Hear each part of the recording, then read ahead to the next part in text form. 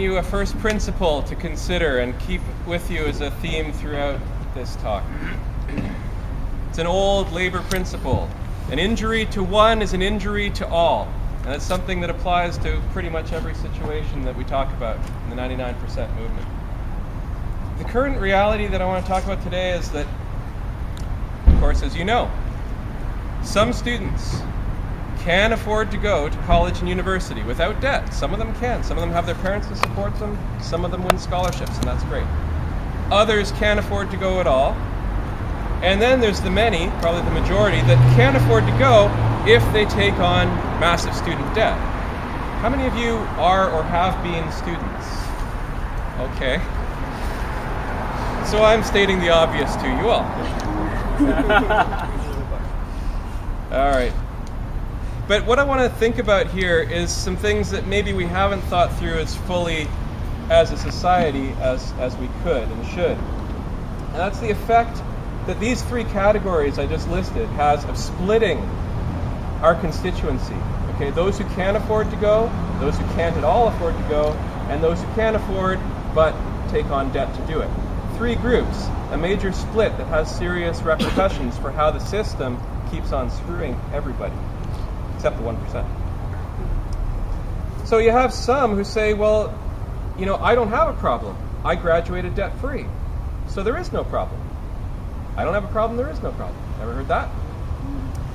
Others, understandably, are resentful and unsympathetic to students when students say, hey, I've got student debt. Hey, the tuition's too high. And they're like, well, who cares? I never got to go to school. Why should I have any sympathy for you? Okay? Your problem, not my problem. And then there's others, and I'd say the bulk, including myself and many of my colleagues and many of my own students, who are often in the category of people who are just taking on more and more and more debt. And that is that you end up suffering from your debt and from the situation that you're getting deeper and deeper into, often without realizing at the start just how deep this hole is going to end up being. And you end up in a spiral of silence and isolation and a certain amount of shame because you are told that your debt burden is somehow your fault. Does this sound familiar? And I'm going to argue that it is not your fault, that it is a shell game that has been built up and it sets you up to fail, with government and corporations reaping the profits of that failure. And it succeeds, this system succeeds because of the way that the 1% has managed to divide us.